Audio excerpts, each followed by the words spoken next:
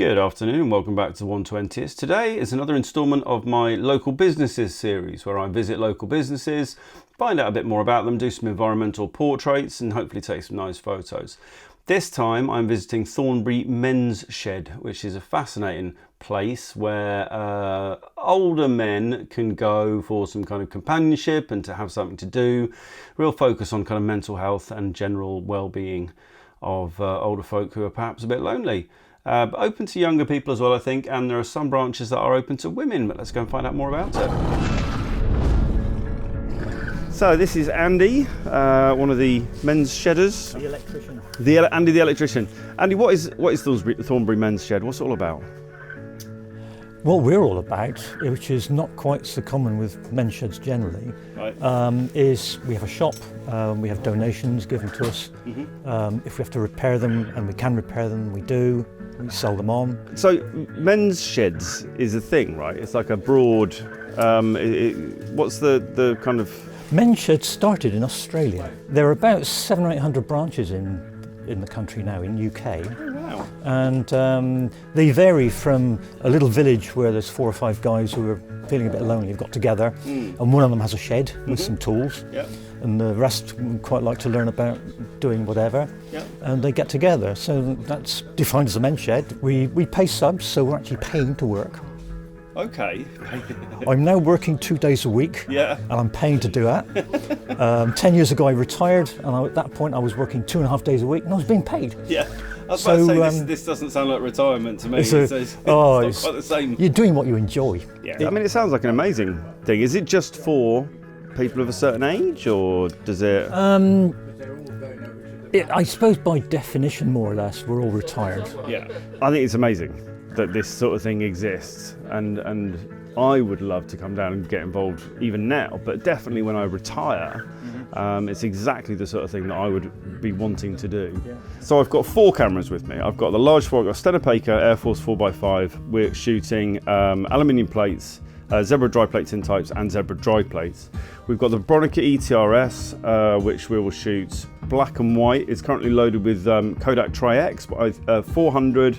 But I think, I'm going to do some light meter readings in a minute, I might push that to 800. I think it might be quite nice in here. It's such a busy shop that having that kind of a little bit more grain and a little bit more contrast might look quite nice in the black and white.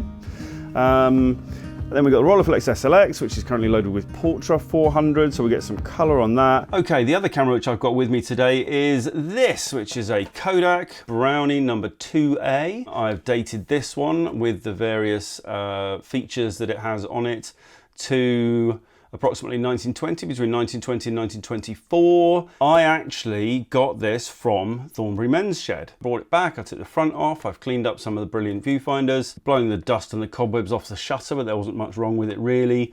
Cleaned the lens a little bit and generally given it a once over, and now it seems to be working fine. I have tested the shutter and it is giving a pretty regular 1/50th of a second.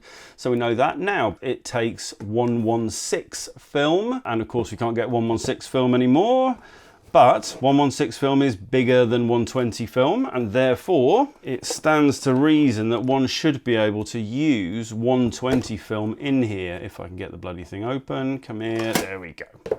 It has a 1/16 spindle in it. And I have made some adaptations to some 120 spindles. You can see the difference in size there. So what I've done is I've glued some washers onto the end of a 120 spindle just to give it a little bit more depth. I've measured this film gate and it's approximately 11.5 centimeters end to end, so we'll get a huge 6x11 negative if I can get it working. Everything else about the camera seems to be running fine, but I have run out of time to film test it, so we're just going to have to give it a go. If it's all right with you, Andy, then I'm just going to, you carry on doing what you're doing, you carry on with your work, and I'll just pootle around and take some photos, if that's all right. Fine. Thank you so much. Right, so we're going to start with the Bronica ETRS. We'll shoot some black and white. Let me do some light meter readings. I might push this to 800. I don't really want to be forced to shoot wide open. F5, 40. Yeah, let's do it. Let's push this to 800. Can I have a group photo? Is anybody averse to being photographed here? You guys all right? You just carry on doing what you're doing. The only reason why.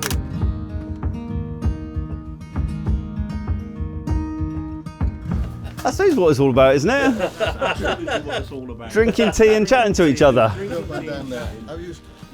This is what I want. Can you actually build it up from So there? you're not just fixing things. No, You're full on going from scratch. Yes. Yeah, it's amazing. May I have a photo, sir? Let me just 50. And what is this for then? So I'm doing a YouTube video about this place. Yeah, oh, beautiful. Does that work for you? Is that all right? Yeah, okay. Right, then, hang on, hold nice and still. And half a smile. Go on then.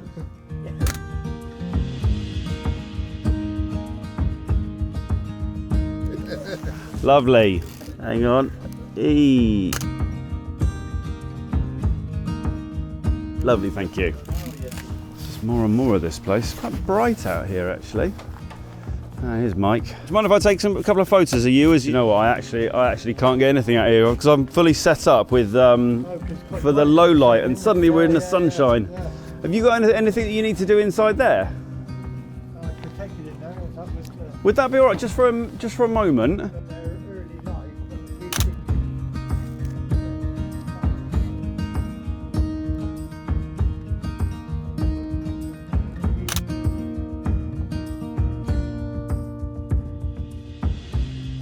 Now Andy's doing things.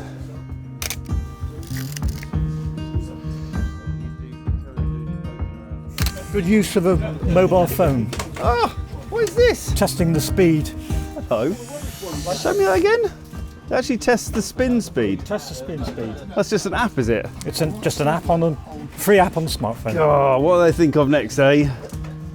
It's a little bit fast. No, don't smile. Carry on doing what you're doing. I'm trying to see you guys in action.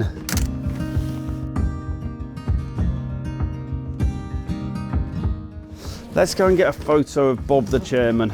Let's do it just there. Keep it nice and simple. Let's keep it on that setting as well. There we go. Lovely, thank you, sir.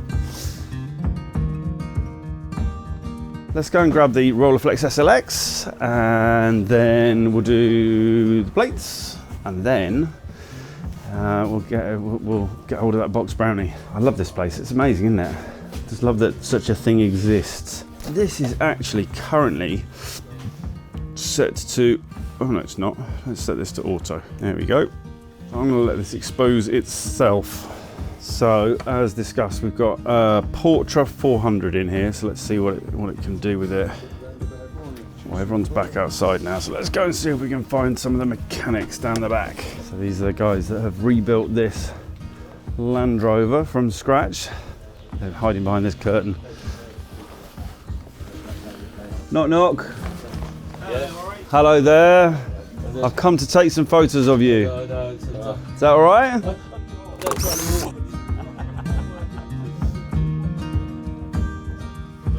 So again, Todd, what you doing? What you working on? It's this little outboard motor here came in this morning, yeah. and it's we're just taking it apart to sort of see if it's worth restoring. Really, it could be that it's so damaged that it's not worth doing anything with.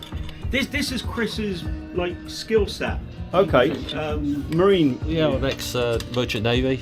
Okay. It's ex-power station. You know, heavy engineering. You know, a jack of all trades. So if they've got any problems, they come and see me. Hey.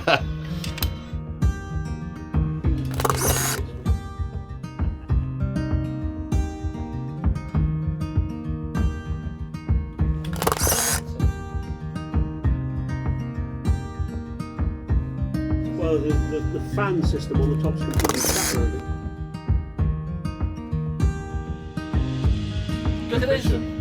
It actually turns. You know, it's, which means that at least it's free. We have visions of you know, always totally seized up. Oh, let's get a photo of Malcolm out here, shall we?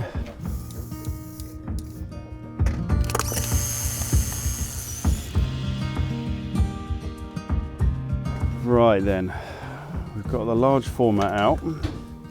Quick look at the framing here. I think we can come down a bit further on it. We're definitely not ideal conditions for this kind of stuff. And 3, 2, 1.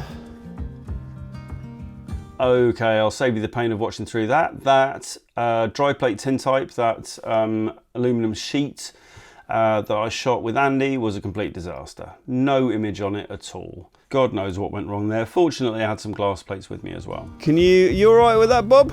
Oh, you're a good man, Bob. Right, I'm just going to change the frame ever so slightly then. And 3, 2, 1, go.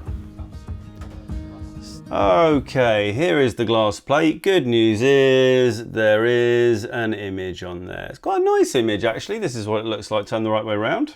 Quite a nice image of Bob. There's obviously a little bit of movement in there, so it's not perfect, but I quite like it. It's not bad. Crazy thing is, Zebra, who make the glass plates and make the tintypes, rate both of these at ISO 2, or suggest that you rate both of these at ISO 2. So I shot this at ISO 2, and if anything, it's a fraction overexposed. And then I shot the dry plate tintypes at ISO 2 as well, and didn't get an image, or barely got an image. I haven't got those to show you because I binned them. I was rather disappointed. But yeah, I mean, what the hell? You know, in theory, I think it's the same liquid emulsion that's being used. I don't know, so I'm gonna have to look up that and follow up a little bit and figure out what the hell's going on. Although frankly, I think the dry plate tintypes are a thing of the past for me. So right, Bob, I'm all set up outside for just a little group photo. Obviously Andy's gone off to get the lunch, hasn't he? As soon as he gets back, can I get some of you outside? Is that all right? Thank you very much, sir. Right then, I'm about to drag all these lovely men out into the cold for a group photo in front of the shop. Right, we're all set up, so let's bring you forwards a little bit if you don't mind. Just a little bit, not too far, about where Andy is, that's perfect. And then squeeze in nice and tight. Tallest at the back as always. There you go, he knows his place, doesn't he? The box camera was a bit of a disaster, unfortunately. Let's grab the negatives and show you what happened. Here we go. That's one. This is actually a better example of what happened. Right, now, what have we got here? What we have is a lot of light leaks. And you can actually see the kind of stages of my winding. So this is actually one of the better examples.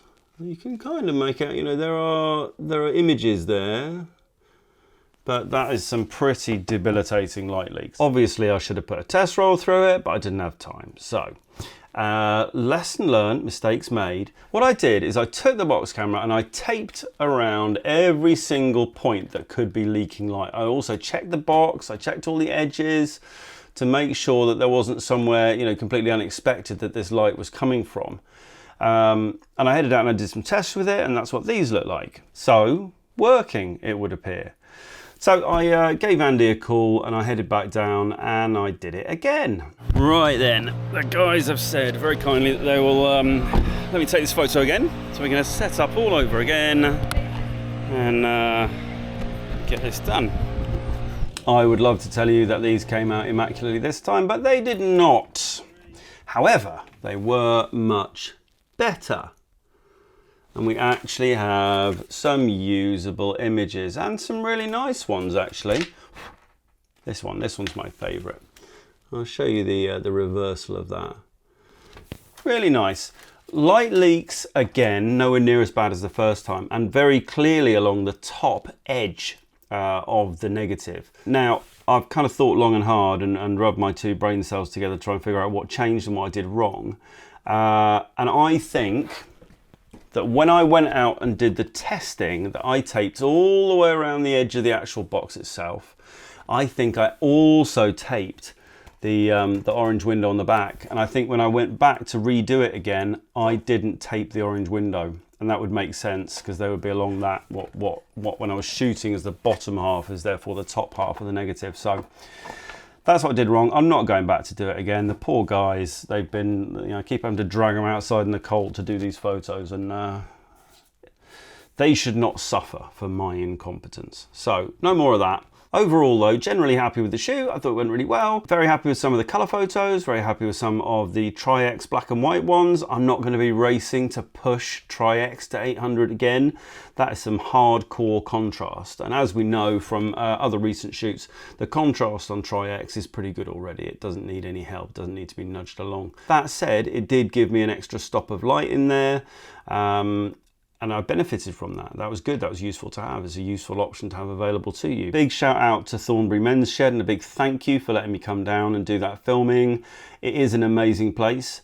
As Andy said right at the beginning there are 700 branches of men's sheds around the UK now, and they are worldwide. They're all over the place, started in Australia, of course. So, you know, if you or your folks or your grandparents or whatever, you think they might benefit from it, then look it up. There's probably one near you. And, you know, 2 days a week, and they drink tea and they have a natter. I found it very difficult to stop them talking, as you may have spotted there.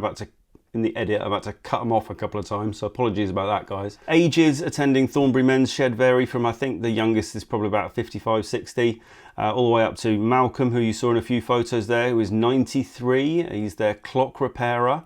His eyesight's failing a little bit now, so he's struggling to do the clocks, but he actually repaired the grandfather clock that you saw in the background of some of those shots. When I went back to do the second shoot, Malcolm was very proudly telling me how that grandfather clock has now been sold and gone to a new home. So he's chuffed to bits with that. Good for you, Malcolm. Well done. They do some great work down there at Thornbury Men's Shed. Big thanks to Andy for help setting it up. Big thanks to Bob the chairman. Loads more stuff coming up on the channel. I've got a huge, exciting announcement coming very soon. A hint to what that might be has appeared in this video at some point. Keep your eyes out for it.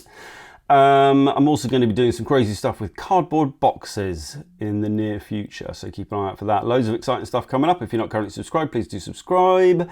And that is everything for today. Goodbye.